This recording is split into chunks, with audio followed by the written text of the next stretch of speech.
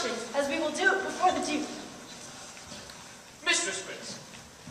What sayest thou, bully bottom? There's some things in this comedy of Pyramus and Thisbe that will never please. First, Pyramus must draw a sword to kill himself, which the ladies cannot abide. How say you that? Fire lacking, a perilous fear. I believe we must leave the killing out when all is done. Not a whit. I have a device that will make all well. Write me a prologue.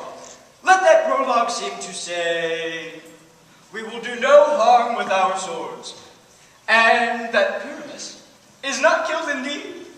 And for the more better assurance, tell them that I, Pyramus, am not actually Pyramus, but Bottom the Weaver. This will put them out of their fear. Such a prologue. Will not the ladies be afeard of the lion? I figured, I promise you. Masters, you ought to consider with yourselves to bring in, oh God shield us, a lion among ladies is a most dreadful thing. For there is not a more fearful wild fowl than that of your lion living, and we ought to look to it. Therefore, another prologue must tell that he is not a lion. Growl. Nay, you must name his name, and half his face must be seen through the lion's neck. And he himself must speak through saying thus, or to the same, do you think? Ladies, or fair ladies, I would entreat you, or I would request you, not to fear, not to tremble, my life for yours. For if you think I come hither as a lion, it were a pity of my life. No, I am no such thing. I am a man, as other men are. And there indeed, let him name his name, and tell them plainly he is Snug the Joiner. Well, it shall be so. But there are two hard things. That is to bring the moonlight into a chamber. For you know, Pyramus and Thisbe meet by moonlight. Doth the moon shine the night we play our play? A calendar, look in the almanac, find out moonshine, find out moonshine. Yes, it does shine that night. Why then may you leave the casement of the great chamber window, where we play, open, and the moon may shine in at the casement. Aye. Or else one must come in with a bush of thorns and a lantern and say that she comes to disfigure or to present the person of moonshine. Then there is another thing. We must have a wall in the great chamber, for Pyramus and Thisbe says the story did talk through the chink of a wall. You can never bring in a wall. What say you, Bottom? Some man or other must present wall, and let him have some loam, or some plaster, or some rough cast about him that signifies wall. And let him hold his fingers thus, and through that cranny may Pyramus and Thisbe whisper. If that may be, then all is well. Come sit down, every mother's child, and rehearse their parts. Pyramus, you begin. When you have spoken your speech, enter into that break, and so everyone according to his cue. What hempen homespuns have we swaggering here so near the cradle of our fairy queen? What? I'll play towards? I'll be an auditor. An actor too, perhaps, if I see cause. Speak, Pyramus. Thisbe, stand forth.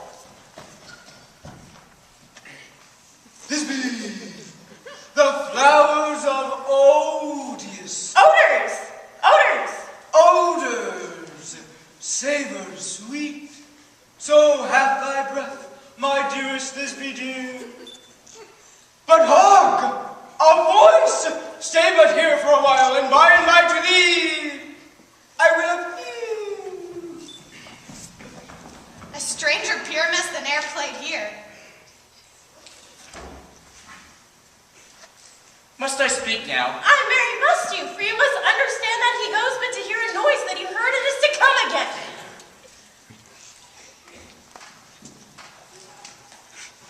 Most radiant Pyramus. Most radiant Pyramus! Most radiant Pyramus! Most lily white of you, color like the red rose on most triumphant flower. Most frisky juvenile and ink most lovely Jew. As truest horse that yet would never tire. I'll meet thee, Pyramus, at many Then you speak all your part at once, cues and all. Pyramus, enter, your cue is past, it is never tired.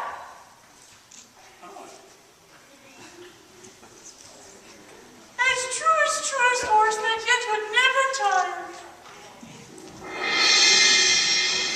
If I were buried, it is me, I were only Lord. Monstrous!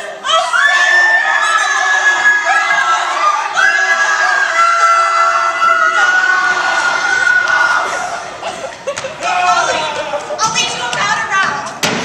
Through bog, through bush, through brake, through briar. Sometime a horse I'll be, sometime a hound, a hog, a headless mare, sometime fire, and neigh, and bark, and grunt, and roar, and burn like horse, hound, hog, bear, fire, every turn. Where do they leave me? Well, this is knavery of them to make me appear. Oh, bottom, thou art changed. What do I see on thee? What do you see? You see an ass head of your own, do you? Oh, bless thee, Bottom, bless thee, thou art translated. Oh, yeah. I see their knavery. This is to make an ass of me. To frighten me if they could. But do what they can. I will not stir from this place. I will walk up and down here, and I will sing, so that they shall hear I am not afraid. I shall sing. The so black, so black of you, with horns on his bill. The cross so weak, he is not so true, the red with little quill. What angel wakes me from my flowery bed? Convince the sparrow and mother of the plain song cuckoo rare, who's not for many a man of mine, and dares not answer never. Indeed, which said his wit to so foolish a bird. I pray thee, gentle mortal, sing again. Mine ear is much enamored of thy note, so is mine eye enthralled to thy shape, and thy fair virtue's force perforce doth move me, on first sight to swear that I love thee. Methinks, mistress, you should have little reason for that. To say the truth, reason and love keep little company together nowadays. The more the pity that some honest neighbors will not make their friends. Thou art as wise as thou art beautiful. Not so, neither. But if I had wit enough to get out of this wood, I'd have enough to serve mine own turn. Out of this wood do not desire to go. Thou shalt remain here, whether thou wilt or no. I am a fairy of no common rate. The summer still doth tend upon my state. And I do love thee, therefore go with me. I will give thee fairies to attend on thee. And we shall fetch the jewels from the deep, And sing while thou on fresh flowers dost sleep, and we will purge thy mortal grossness thou, that thou shalt like an airy spirit go. Peas blossom, cobweb, moth, mustard seed.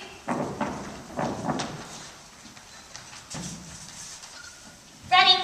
And I. And I. And I. Where shall we go? Be kind and courteous to this gentleman. Hop in his walks and gamble in his eyes. Feed him with apricots and dewberries. With purple grapes, green figs, and mulberries. The honey bags steal from the humble bees.